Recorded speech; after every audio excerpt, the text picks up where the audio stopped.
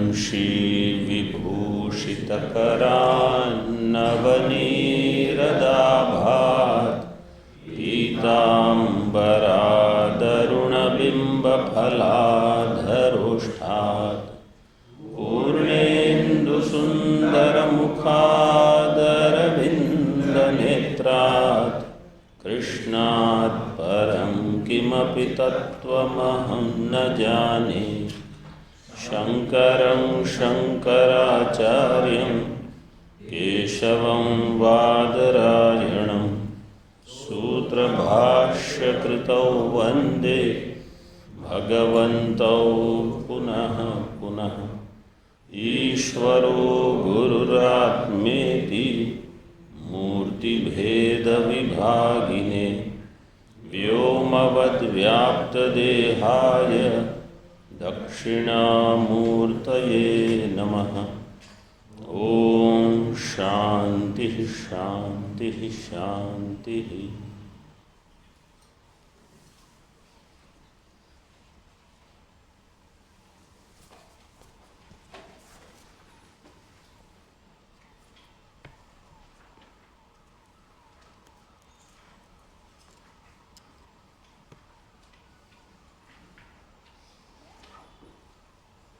तैंतालीस श्लोक का पाठ करेंगे।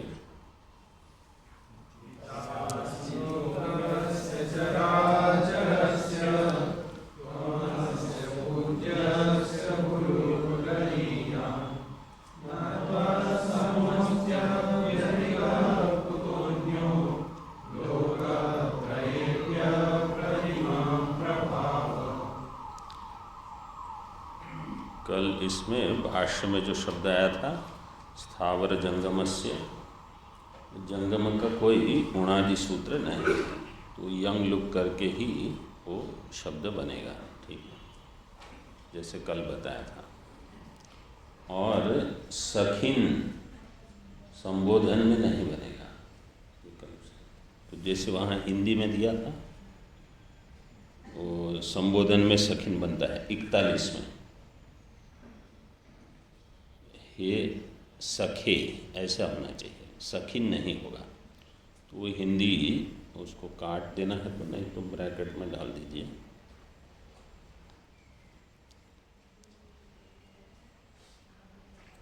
ठीक है।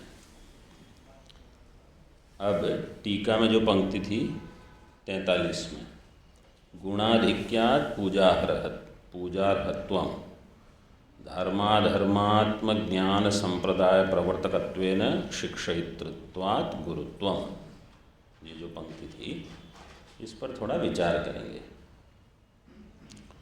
पूजार्हत्वम्, पूजार्हत्व का अर्थ है पूजा योग्य। कोई पूजा के योग्य होता है कब होता है? जब वहाँ गुण का आधिक्य हो, जिनमें कहीं विशेष गुण हमको दिखते हैं तो वो पूजा के योग्य हो जाते हैं। इसका अर्थ ये नहीं है कि आप उनकी बाह्य रूप से कहीं पूजा करते हो, लेकिन हमारी बुद्धि में उनके प्रति एक विशेष स्थान हो जाता है कि यह व्यक्ति सामान्य नहीं है, ये विशेष है। पूजा का अर्थ यही है कि आप उनको सामान्य जैसे नहीं गिनोगे। अब क्यों? किसी गुण के कारण, गुण के आधिक्य के कारण आपको ये भाव बन गया। जैसे हम जैसे बहुत सारे महात्माओं को देखते हैं, सभी में गुरु बुद्धि क्यों नहीं होती?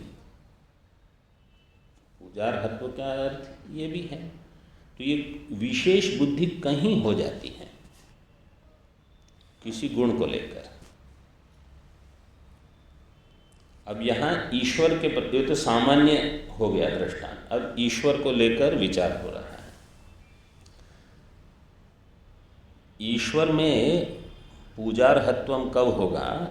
गुणाधिक्य के कारण। कहीं अधिक गुण हो तो ईश्वर में तो हमेशा अधिक गुण रहेंगे ही, तो सर्वगुण संपन्न है। लेकिन जब परमात्मा अवतार लेते हैं तो सभी अवतार में गुणाधिक्य हो ये आवश्यक नहीं है। इसलिए सभी अवतार में मतलब सभी अवतार की पूजा नहीं होती। जैसे साधारण दृष्टांत, भगवान ने जब समुद्र मंथन चलता था तो एक अवतार लिया था, मोहिनी। क्योंकि जब अमृत कलश आ गया है, अब देवताओं को देना है, दानवों को नहीं देना है, असुरों को कुछ न मिले, तो मोहिनी अवतार लिया। अब मोहिनी अवतार जो है वो किस लिए है? मोह कराने के लिए, असुरों को भ्रमित करने के लिए ही वो अवतार था। तो उसका कोई मंदिर नहीं दिखेगा आपको, क्योंकि वो पूजार्हत्व में नहीं गिना जाता। अवतार तो मानते हैं हम, क्योंकि भागवत जी में तो लिखा ही है, लेकिन उस अवतार का प्रयोजन कुछ और है। इसी प्रकार जैसे वराह अवतार होता है, वराह अवतार के मंदिर अगर हो भी तो इतने मंदिर नहीं दिखेंगे जैसे आपको रामचंद्र जी के अथवा भगवान कृष्ण के मिल जाएंगे। नरसिंह भगवान के भी कुछ मिल जाते हैं। तो अवतार तो सभी हम मानते हैं सनातन धर्म में, लेकिन सभी अवतार का समान रूप से पूजार्हत्व नहीं देखा गया।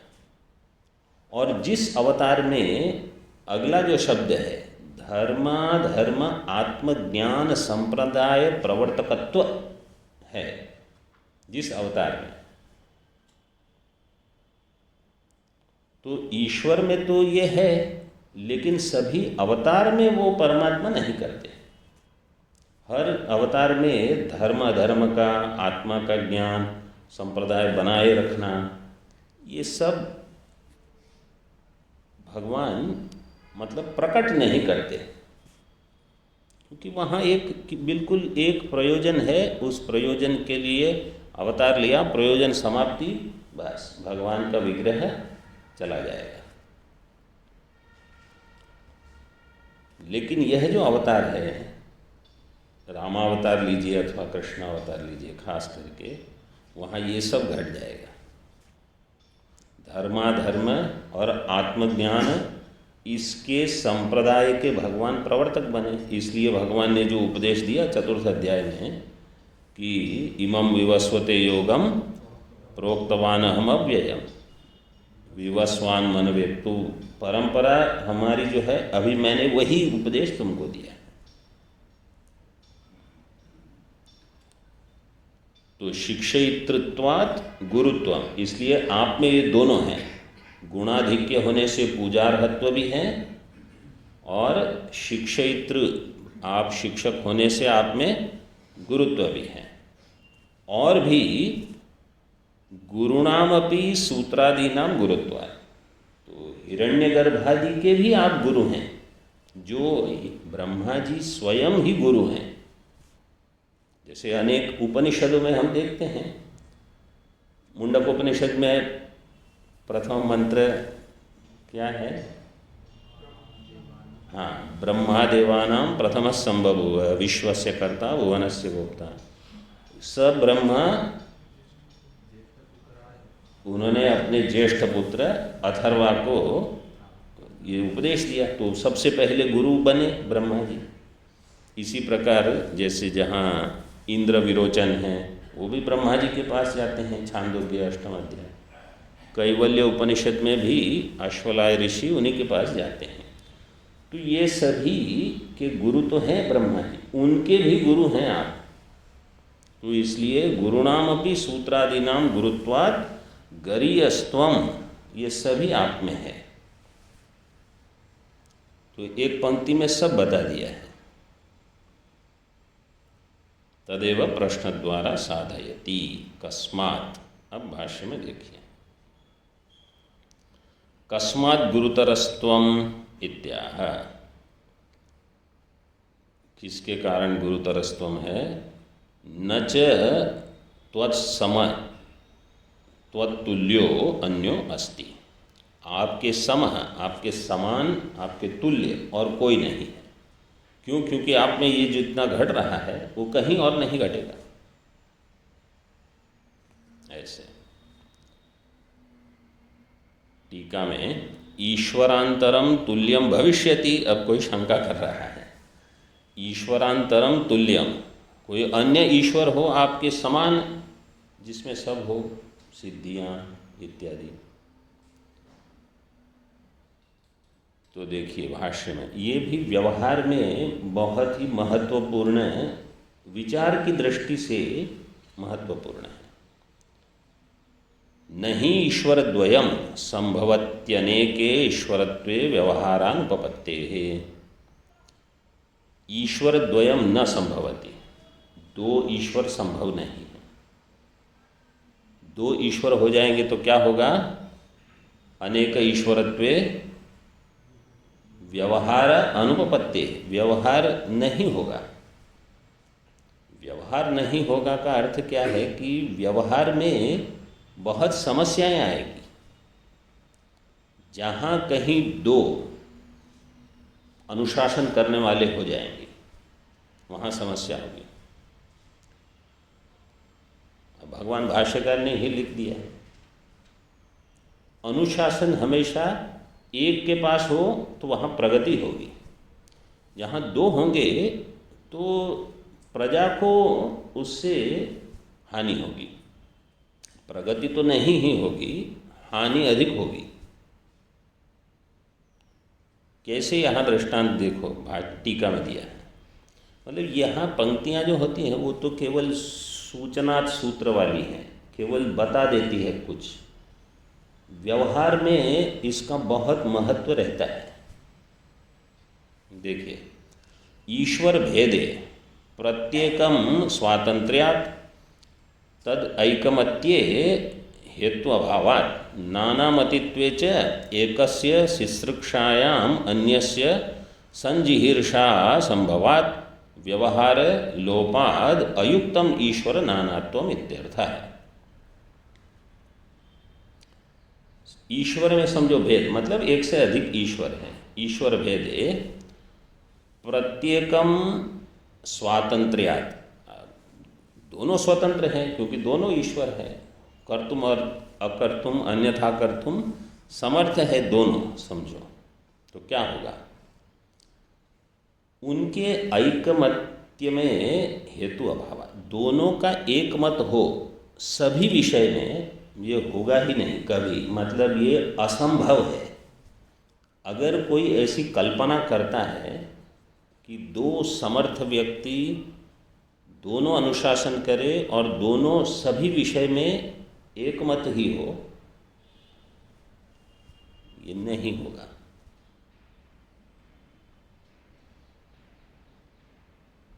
मतलब ये आचार्यों का ही मत है, हम तो आजकल विचार कर रहे हैं। देखिए, वो तो कहते हैं उसमें कोई हेतु ही नहीं है कि एक मति हो जाएंगे, वो हेतु अभावात्। और जब नाना मति होगी, नाना का अर्थ है कुछ न कुछ भेद होगा, कहीं विरोध होगा, कहीं विरोध, अत्यंत विरोध ना हो, लेकिन एक कुछ कहेंगे दूसरे और कुछ कहेंगे।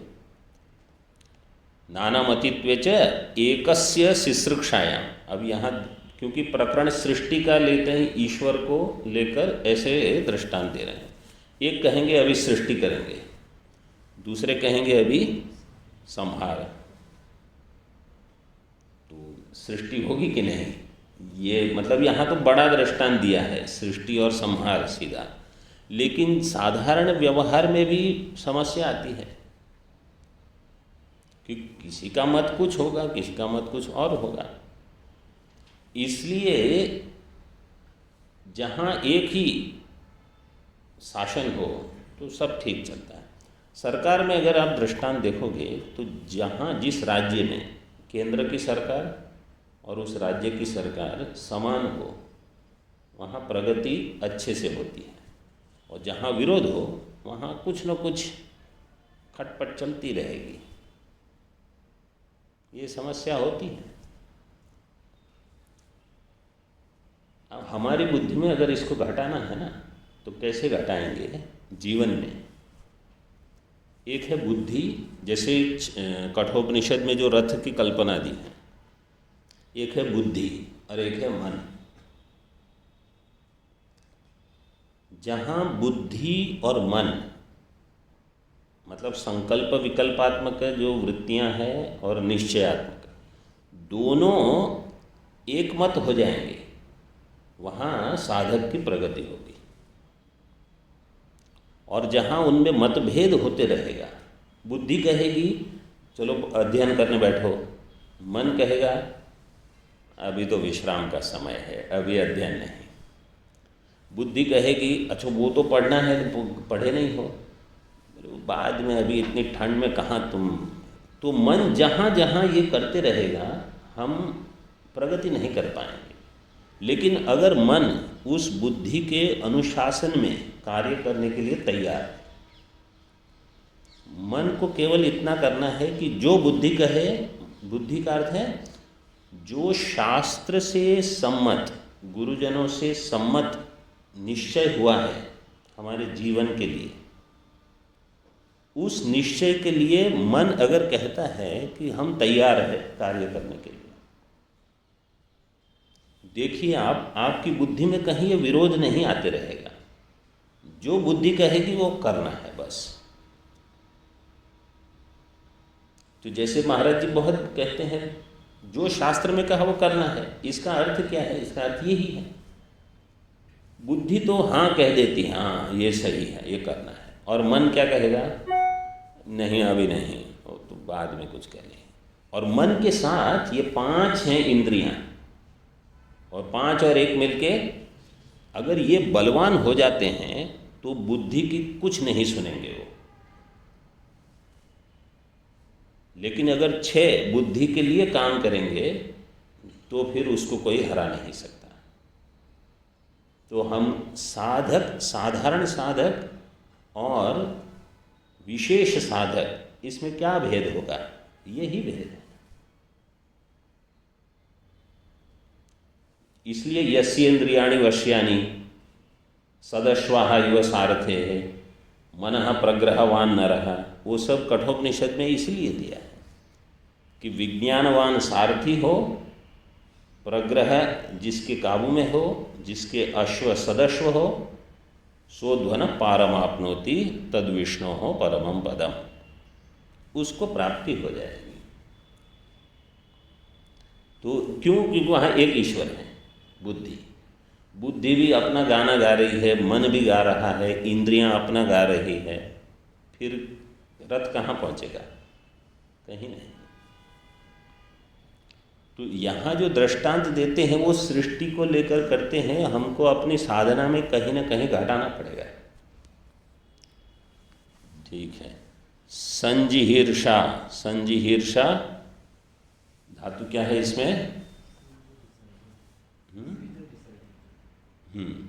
सृज विसर्ग।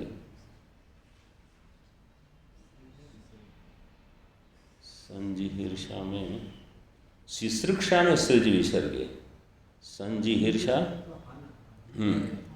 ह्री हिरी हरणे, ह्री हरणे में पहले दीर्घ होगा, ह्री का ह्री हो जाएगा। कैसे? किस सूत्र से? आज्जनगमाम सनी, और फिर ऋत धातु हो, इससे ह्री का हीर, हीर हो जाएगा। हाँ, अंत में फिर हली करके जी हीर दीर्घ होकर जिहीर्षा शब्द बनेगा। हाँ, अन्य अन्य चीज़ तो ठीक है, मुख्य केवल इतना है। मुख्य ह्री धातु है, ह्री हरणे, उसको दीर्घ करने के लिए, और फिर जिहीर्षा शब्द बनाना है। तो एक की शिश्रुक्षा है, सृष्टि करने की इच्छा है, एक की संहार करने की इच्छा है एक ही काल में। तो सृष्टि मतलब व्यवहार नहीं होगा, ये बताने का प्रयोजन है। टीका में देखिए आगे, अभ्यधिका सत्वम कैमुतिक न्याय न दर्शयति। आपसे अभ्यधिक वो तो कैसे होगा, क्यों, आपके तुल्य ही कोई नहीं है। अभ्यधिका सत्वम कैमुतिक न्याय न दर्शयति न त्वत्सम एव तावदन्यो न संभवति। त्वत्सम एव तावदन्यो न संभवति कुत एव अन्यो अभ्यधिकः स्यात्। आपके सदृश भी कोई अन्य संभव नहीं है, तो आपसे अधिक कुत एव अन्यो अभ्यधिकः स्यात्, आपसे अभ्यधिक तो कैसे हो सकता है, वो है कैमुतिक न्याय। आगे भाष्य में, लोकत्रयेपि सर्वस्मिन् अप्रतिम प्रभाव प्रतिमीयते यया सा प्रतिमा न विद्यते प्रतिमा यस्य तव प्रभावस्य सत्वम अप्रतिम प्रभावो। हे अप्रतिम प्रभाव, तीनों लोक में, लोकत्रये अपि सर्वस्मिन् अप्रतिम प्रभाव, सभी में अप्रतिम प्रभाव, इसका अर्थ करते हैं प्रतिमीयते यया सा प्रतिमा। प्रतिमा का अर्थ है कि जिसके द्वारा किसी का ज्ञान होता है। जैसे भगवान भाष्यकार की प्रतिमा है, अथवा यहाँ जैसे फोटो रहते हैं, तो इससे हमको उनका भाष्यकार का भान होता है।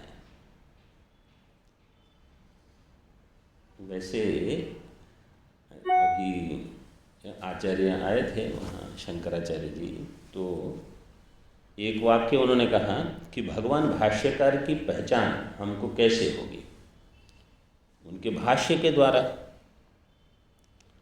तो भाष्य उनका क्या है, उनकी वांगमयी मूर्ति है।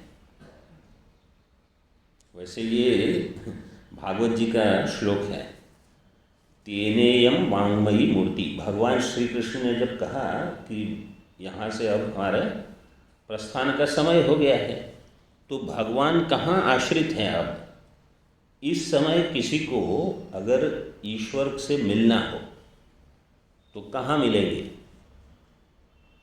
तो भागवत जी के लिए कहा यही भगवान की मूर्ति है, तेनेयम वांगमयी मूर्ति। आपकी वांगमयी मूर्ति भागवत जी है। और अगर रामचंद्र जी को मिलना हो तो रामस्य अयनम, राम जी का घर है ही। राम जी को किसी को मिलना हो तो कहाँ मिलोगे आप, उनके घर जाओगे, उनका अयन जहाँ होगा। तो राम जी का अयन क्या है, रामायण। तो अगर रामचंद्र जी को जानना है तो रामायण में देखिए, और भगवान भाष्यकार को जानना है तो प्रस्थान त्रयी भाष्य पढ़िए।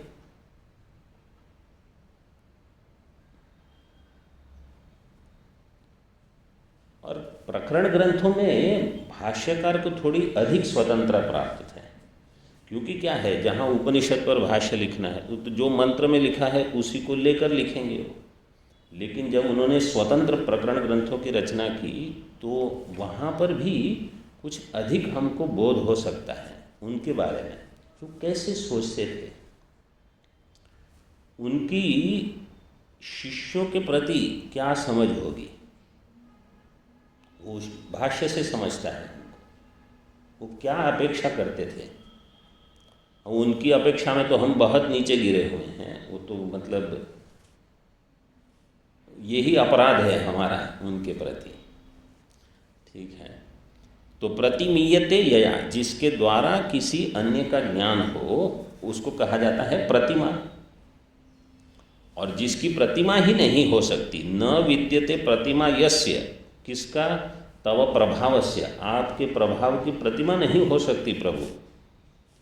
इसलिए आप कैसे हो, त्वम अप्रतिम प्रभाव, आप अप्रतिम प्रभाव वाले हो, आपके प्रभाव जैसा किसी अन्य का प्रभाव नहीं है, इसलिए आपके सदृश कोई नहीं है। टीका में देखिए, न त्वत्सम तत्र हेतुम अवतार्य व्याकरोति, हेतु को बताकर उसी की व्याख्या करते हैं। अप्रतिम प्रभाव का अर्थ कर दिया निरतिशय प्रभाव इत्यर्थ। आपका प्रभाव निरतिशय है। निरतिशय का अर्थ है सातिशय नहीं है।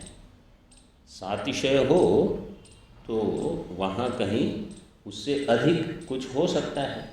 सातिशय तो जैसे दृष्टांत तैत्तरीय उपनिषद अथवा बृहदारण्यक में आनंद की मीमांसा होती है। एक मनुष्य का आनंद, फिर गंधर्व का, देवगंधर्व आदि आदि बहुत, फिर इंद्र का आनंद, प्रजापति का आनंद, ब्रह्मा जी का आनंद, ऐसे बताते हैं। तो ये सातिशय आनंद है। क्यों? क्योंकि उससे अधिक किसी का आप देख सकते हो, इससे अधिक, इससे अधिक। लेकिन जब ब्रह्म का आनंद है वो निरतिशय। क्यों? क्योंकि वहाँ तारतम्य जो है वो पूरा हो जाता है। तो तारतम्य की गणना वहाँ नहीं हो सकती, इतना अधिक है वो, उसको कहा जाएगा निरतिशय। तो आपका प्रभाव निरतिशय मतलब कोई तुलना के आसपास भी नहीं आ सकता। श्लोक बोल लीजिए।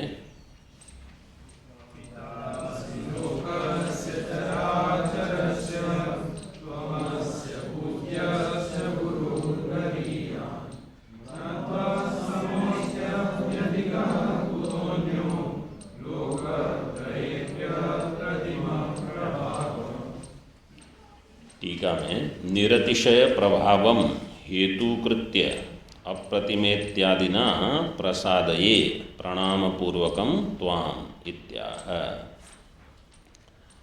निरतिशय प्रभावम हेतुकृत्य, हेतुकृत्य में हेतु दीर्घ है, किस सूत्र से होगा? चौच। क्या प्रत्यय है? च्वी प्रत्यय। च्वी प्रत्यय, आप रुकिए, च्वी प्रत्यय किस सूत्र से होगा? उसके पहले अभूत तद्भाव। अभूत तद्भावे क्रीव षष्ठी योगे संपद्य कर्तरी च्वी। हेतु कृत्य, उसको हेतु बनाकर अप्रतिमा इत्यादि ना प्रसादये, अप्रतिम प्रभाव दिया है, इत्यादि ना प्रसादये, प्रसादये प्रणाम पूर्वकम। यतः एवं, चूँकि ऐसा है इसलिए, तस्मात् प्रणम्य प्रणिधाय कायं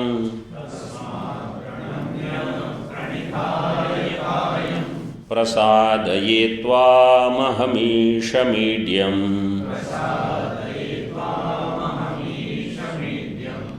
पितेव पुत्रस्य सखेव सख्युः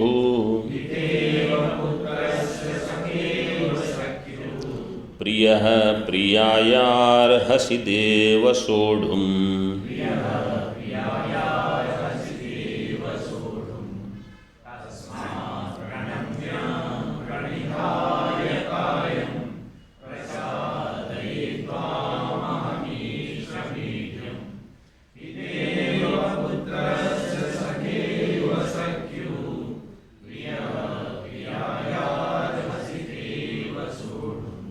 तस्मात् अहम कायं प्रणिधाय प्रणम्य ईड्यम ईशम त्वाम प्रसादये।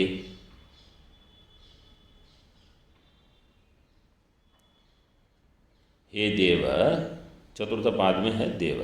हे देव, पितेव पुत्रस्य, पिता इव पुत्रस्य, सखा इव सख्युः, प्रियः इव प्रियायाः, इव एक जोड़ देना है, अपराधम सोढ़ुम अर्हसि। अपराधम भी अपराध पूर्व से अनुवृत्ति कर लेना। अपराधम सोढ़ुम अर्हसि, आप हमारे अपराध सहन करने के लिए समर्थ हो।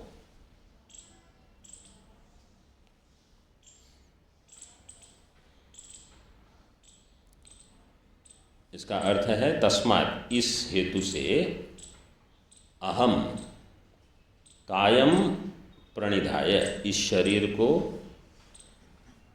प्रणिधाय, प्रणिधाय में धातु क्या है? दुधाय, धारण पोषण योग, और उपसर्ग है प्र और नी का नी कैसे हो जाएगा?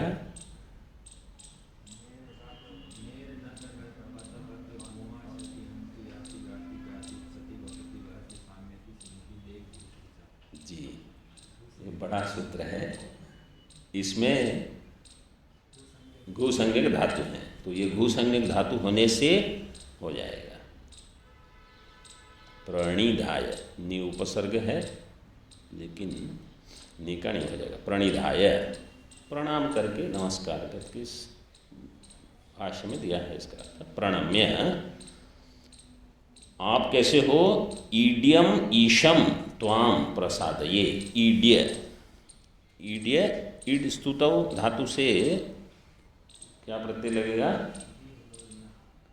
प्रत्यय लगेगा ईड्य। ईड्य का अर्थ है पूजा योग्य। आप पूजा, जैसे हम दक्षिणामूर्तिम ईडे, ईडे बोलते हैं ना, दक्षिणामूर्तिम हरिमीडे स्तोत्र है, हाँ, हरिमीडे दक्षिणामूर्ति। ईड्यम ईशम त्वाम प्रसादये। प्रसादये, प्रसादये प्र उपसर्ग पूर्वक सद धातु, सद धातु के क्या अर्थ हैं? विशरण गति अवसाधन, और फिर निजंत रूप है टीता आत्मनेपदानाम तेरे से प्रसादये। पितेव पुत्रस्य, जैसे पिता पुत्र के अपराध को सहन करने में समर्थ है। सखा इव सख्यु, सखा अपने अन्य सखा के अपराध को सहन करने में समर्थ है। सख्यु में ऊ कहाँ से आएगा? ख्यत्यात् परस्य, उत्व हो जाएगा। और प्रिय इव प्रियायाः, वास्तव में शब्द ऐसे होना चाहिए, प्रिय इव प्रियायाः, लेकिन छांदस प्रयोग है, वो टीका में दे दिया है। प्रियायाः ऐसे होना चाहिए, लेकिन प्रियाया अर्हसि ऐसे दे दिया है। भाष्य में देखिए, तस्मात् प्रणम्य नमस्कृत्य प्रणिधाय प्रकर्षेण नीचैर्धृत्वा कायं शरीरं प्रसादये।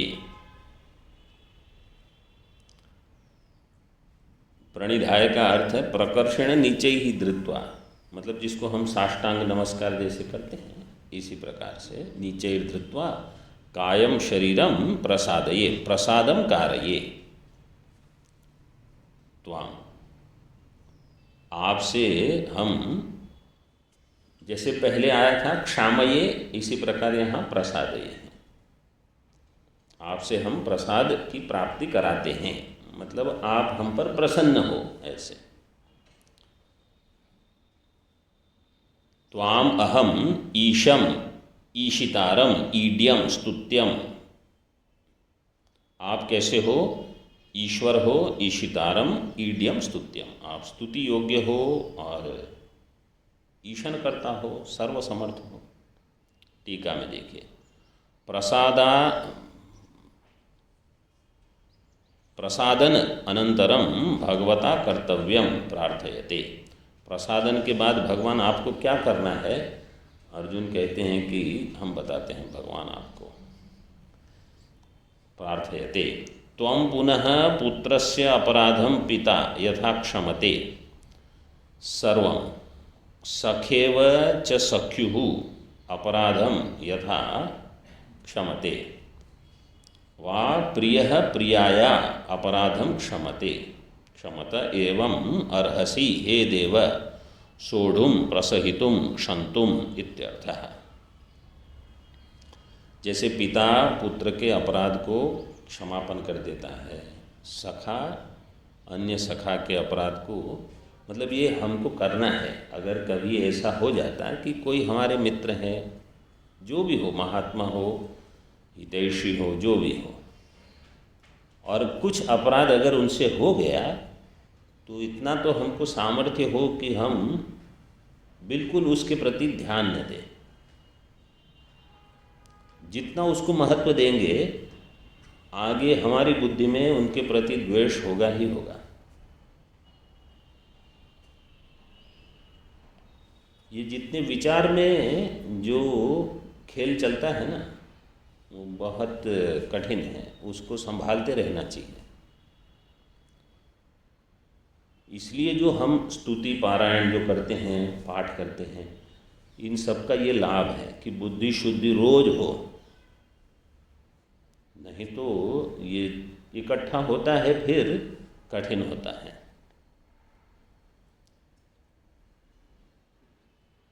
यथावा प्रिय प्रिया, और जो भी प्रिय प्रिया का अपराध क्षमापन कर देते हैं।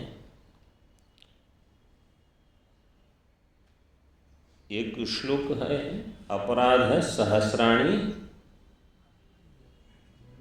क्रियन्ते हर्निशं मया दासोयम इति माम मत्वा क्षमस्व परमेश्वर।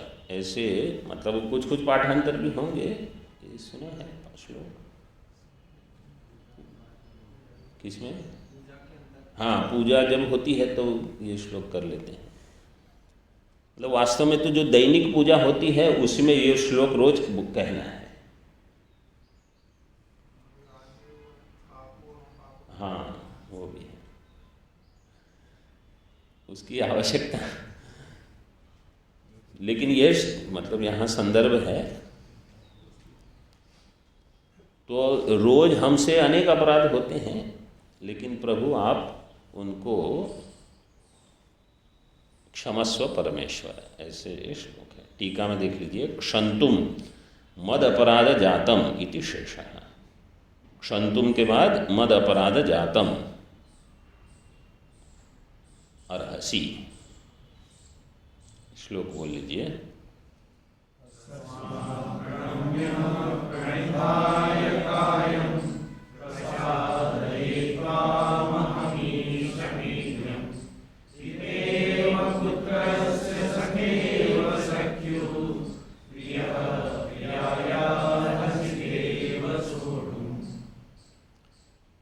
टीका में हेतुक्ति पूर्वकम विश्वरूपोपसंहारम प्रार्थयते।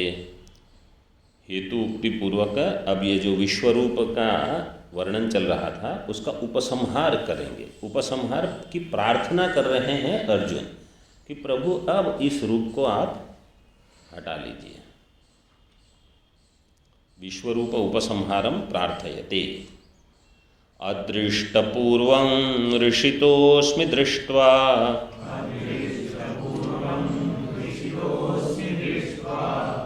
भयेन च प्रव्यथितं मनो मे तदेव मे दर्शय देवरूपं प्रसीद देवेश जगन्निवास।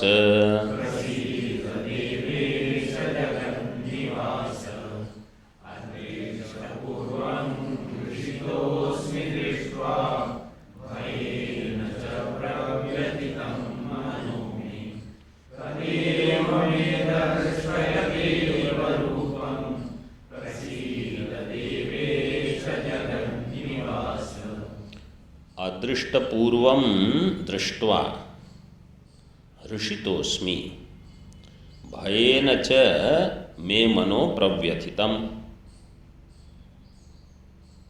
हे देव, देव और रूपम इसको अन्य मानकर, हे देव तदेव रूपम मे दर्शय। हे देवेश, हे जगन्निवास, प्रसीद। कहीं कहीं देव रूप को एक साथ भी दिया है, लेकिन हमारे पाठ में देव रूपम भी है। अदृष्टपूर्वम, अदृष्ट न दृष्टपूर्वम इति अदृष्टपूर्वम, इसमें दृष्टम पूर्वम इसका सहसुपा से समास किया है। दृष्टम पूर्वम, फिर न दृष्टपूर्वम अदृष्टपूर्वम। दृष्ट्वा हृषितोस्मि, हृष तुष्टौ धातु से हृषितोस्मि, मैं प्रसन्न हुआ। इसमें हृषित ये विकल्प से है जी, निष्ठा प्रत्यय है, लेकिन इसमें जो इकार है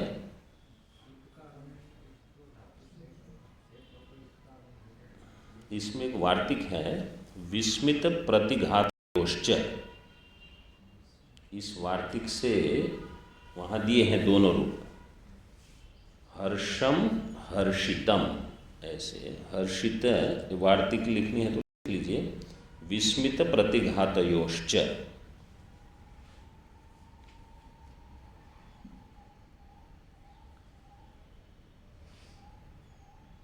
क्योंकि धातु अकर्मक है,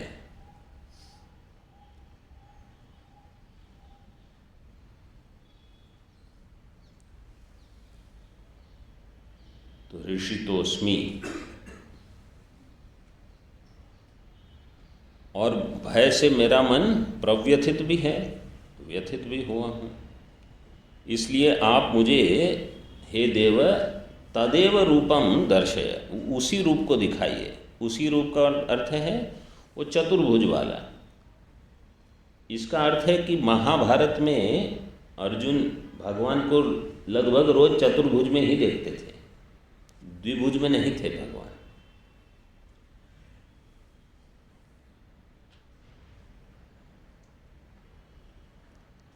सामर्थ्य का सूचक है वो। जिसके 2 हाथ होते हैं वो काम कर सकते हैं, जिनके 4 होते हैं वो अधिक। तदेव में दर्शय, दर्शय सेर्ह पिच्च, इस सूत्र से इकार आके फिर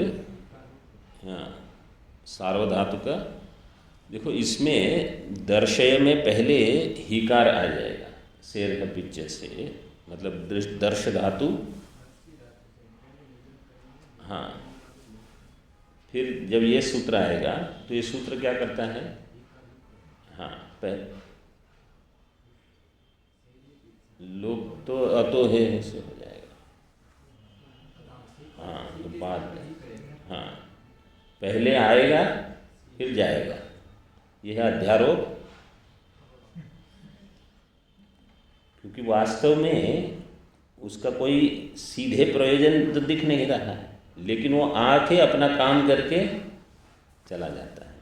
यही अध्यारोप अपवाद प्रक्रिया है। बुद्धि में परमात्मा को जगत का कारण बताकर जगत की व्यावृत्ति करके कार्य कारण का निषेध हो जाएगा, तब ब्रह्म जो है वो कार्य कारण विलक्षण है, उसका प्रतिपादन होगा। लेकिन वो सीधे वहाँ पहुँच नहीं पाएंगे, वो इस मार्ग से ही जाना पड़ेगा। पहले हमको बुद्धि में ये घटाना पड़ेगा कि ब्रह्म कारण है, जो हम बता रहे थे वाच्यार्थ के लिए, ब्रह्म कारण है, ये स्थित हो जाए बुद्धि में। फिर आगे मांडुक्य में कहेंगे ब्रह्म कारण नहीं है। क्यों? क्योंकि जगत ही नहीं है। जब तक हमारी बुद्धि में जगत है, आपको कारण का अन्वेषण करना पड़ेगा, और कारण का अन्वेषण श्रुति से ही करना होगा। तो श्रुति कहेगी यही कारण है ब्रह्म, तो कम से कम परमाणु को हटा दो, प्रधान को हटा दो, अन्य किसी कारण को, सबका निवारण कर दो। कर्म मीमांसक जो कहते हैं वो सबको हटा दीजिए, केवल ब्रह्म रह जाए बुद्धि में। फिर जब वहाँ हम स्थित हो जाएंगे, फिर मांडुक्य कारिका आएंगी, कहेंगे ये ब्रह्म वास्तव में कारण नहीं है। क्यों? क्योंकि जगत कार्य ही नहीं है तो कारण क्यों? लेकिन जब तक बुद्धि में कार्य है जगत, तो ये आवश्यक है। ठीक है। हे देवेश, हे जगन निवास, प्रसीद, आप प्रभु प्रसन्न रहो हमसे। ठीक है, यहाँ तक रखते हैं। ओम पूर्णमदः पूर्णमिदं पूर्णात् पूर्णमुदच्यते पूर्णस्य पूर्णमादाय पूर्णमेवावशिष्यते। ओम शांति शांति शांति।